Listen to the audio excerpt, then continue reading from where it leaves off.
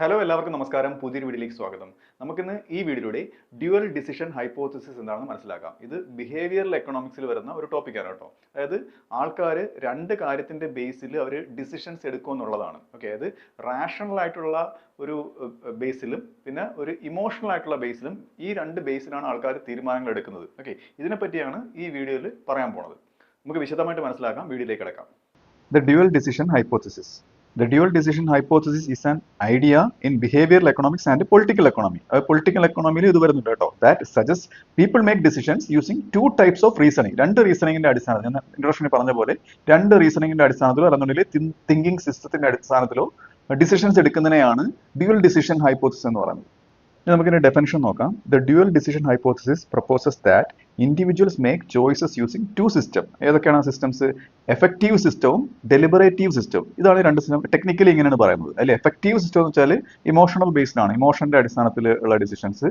ഡെലിബറേറ്റീവ് system എന്ന് വെച്ചാൽ rational ആയിട്ടുള്ള, അതായത് യുക്തിപരമായിട്ടുള്ള ലോജിക്കൽ തിങ്കിങ്ങിന്റെ അടിസ്ഥാനത്തിലാണ് ഈ ഡിസിഷൻ വരുന്നത്.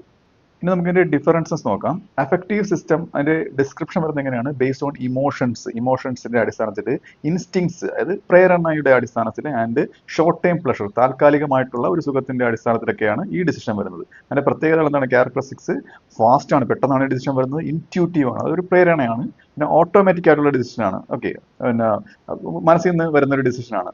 ഇമോഷണലി ഡ്രിവൺ ആണ്. ഇമോഷൻ, ദേഷ്യം വരുന്നുണ്ടെങ്കിൽ സങ്കടമോ വരുമ്പോഴത്തേക്കുള്ള ഇമോഷണൽ ആയിട്ട് വരുന്ന ഒരു ഉദാഹരണം പറഞ്ഞത് കേട്ടോ. അപ്പൊ അങ്ങനെ ഇമോഷണലി ഡ്രിവൺ ആയിട്ടുള്ള ഒരു ഡിസിഷൻ ആണത്.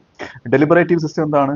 ബേസ്ഡ് ഓൺ റീസണിങ്ങിന്റെ അടിസ്ഥാനത്തിൽ, പ്ലാനിങ്, അതായത് റീസണിങ് എന്ന് വെച്ച് കഴിഞ്ഞാൽ യുക്തിപരമായിട്ടുള്ള ഒരു ചിന്തയുടെ അടിസ്ഥാനത്തിൽ, പിന്നെ പ്ലാനിങ്ങിൽ, അതായത് വ്യക്തമായിട്ടുള്ള പ്ലാനിങ്ങോടെ നടത്തുന്ന ഡിസിഷൻസ്, ആൻഡ് ലോങ് ടൈം ഗോൾസിന് വേണ്ടിയിട്ട്, ദീർഘകാലത്തേക്കുള്ള ഒരു ലക്ഷ്യത്തിന് വേണ്ടിയിട്ട് മുന്നോട്ട് വെക്കുന്ന തീരുമാനങ്ങളാണ് ഇതിൽ വരുന്നത്. ഇതിന്റെ പ്രത്യേകതകൾ സ്ലോ ആയിരിക്കും, തോട്ട്ഫുൾ ആയിരിക്കും, വളരെ സാവകാശമായിരിക്കും തീരുമാനം എടുക്കുന്നത്, ചിന്തിച്ചായിരിക്കും തീരുമാനം എടുക്കുന്നത്, അനലറ്റിക്കൽ, അതായത് അതിന്റെ ദൂഷ്യവശങ്ങളെല്ലാം മനസ്സിലാക്കിക്കൊണ്ടായിരിക്കും തീരുമാനങ്ങൾ എടുക്കുന്നത്, ലോജിക്കലായിട്ടുള്ള തീരുമാനങ്ങളൊക്കെയാണ് ഇതിന്റെ പ്രത്യേകതകൾ എന്ന് പറയുന്നത്.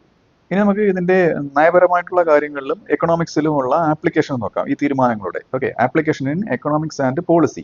വെൻ മേക്കിംഗ് എക്കണോമിക് ഡിസിഷൻസ്, ഒരു എക്കണോമിക് ഡിസിഷൻ എടുക്കുമ്പോഴത്തേക്ക്, എക്കണോമിക് ഡിസിഷൻ വെച്ചാൽ ഒരു സാധനം മേടിക്കാൻ വേണ്ടി തീരുമാനിക്കുന്നു, സ്പെൻഡ് ചെയ്യാൻ വേണ്ടി തീരുമാനിക്കുന്നു, അല്ലെങ്കിൽ സേവ് ചെയ്യാൻ വേണ്ടി തീരുമാനിക്കുന്നു. ഓക്കെ, ഇതൊക്കെയാണ് എക്കണോമിക് ഡിസിഷൻസ്. അല്ലെന്നുണ്ടെങ്കിൽ വോട്ടിങ്, ഇതൊക്കെ എക്കണോമിക് ഡിസിഷൻ വരുന്നതാണ്.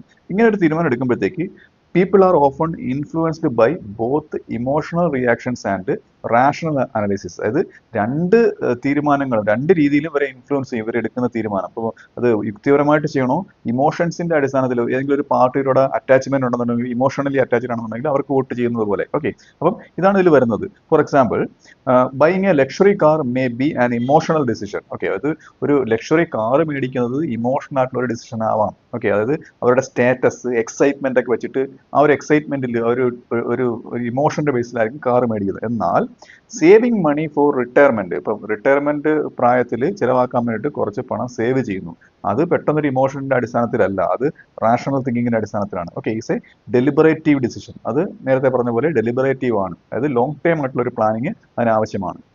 ഇനി ഇതിലെ മറ്റൊരു എക്സാമ്പിൾ എന്ന് പറയുന്നത്, imagine a person deciding whether to eat cake or go for a run. അത് ഒരു ഓട്ടം ഓടണോ അതോ ഒരു പീസ് കേക്ക് കഴിക്കണോ? ഓക്കെ, ഏതാണ് നല്ലത്? ആരോഗ്യത്തിന് നല്ലതാണ്. അപ്പോൾ ഇവിടെ രണ്ട് തീരുമാനങ്ങൾ വരും. അതായത് ദ അഫക്റ്റീവ് സിസ്റ്റം സേസ്, അതായത് അഫക്റ്റീവ് സിസ്റ്റം പറയുന്നത് എന്താണ്?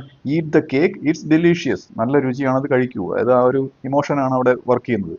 എന്നാൽ ഡെലിബറേറ്റീവ് സിസ്റ്റം സേസ്, അതായത് യുക്തിപരമായിട്ടുള്ള ആ ഒരു സിസ്റ്റം പറയുന്നത് go for a run, it is better for your health. ഓടാൻ പോയി കഴിഞ്ഞാൽ നിന്റെ ആരോഗ്യത്തിന് നല്ലതാണ് എന്ന് ഡെലിബറേറ്റീവ് സിസ്റ്റം പറയും. അപ്പൊ ഇത് രണ്ടുമാണ്, ഈ രണ്ട് ഇൻറ്റ്യൂഷനാണ് ഒരു വ്യക്തിക്ക് ഉണ്ടാകുന്നത്. ഇനി നമുക്ക് ഇതിന്റെ പ്രാധാന്യം നോക്കാം. This hypothesis challenges the traditional economic model. ഇത് ട്രഡീഷണൽ എക്കണോമിക് മോഡലിനെ വെല്ലുവിളിച്ചുകൊണ്ട് വന്നിട്ടുള്ള ഒരു സിസ്റ്റമാണ്. ഓക്കെ, ഈ ട്രഡീഷണൽ എക്കണോമിക് മോഡൽ അസ്യൂം ചെയ്യുന്നത് ഹ്യൂമൻസ് ആർ ഓൾവേസ് റാഷണൽ, എപ്പോഴും ഹ്യൂമൻസ് യുക്തിപരമായിട്ട് മാത്രമേ ചിന്തിക്കുള്ളൂ എന്നാണ് പറയുന്നത്. പക്ഷേ ഇതിൽ ഇമോഷന്റെ കാര്യം പറയുന്നുണ്ട്, അതാണ് അതിനൊരു വെല്ലുവിളിയായിട്ട് വരുന്നത്.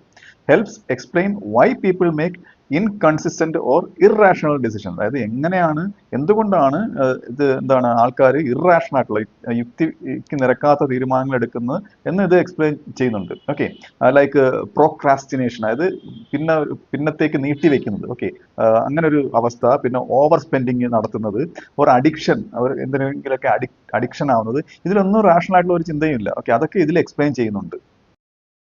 അപ്പോൾ ഈ വീഡിയോ നിങ്ങൾക്ക് മനസ്സിലായെന്ന് വിശ്വസിക്കുന്നു. അടുത്ത വീഡിയോയുടെ മറ്റൊരു വിഷയമായി വീണ്ടും കാണാം.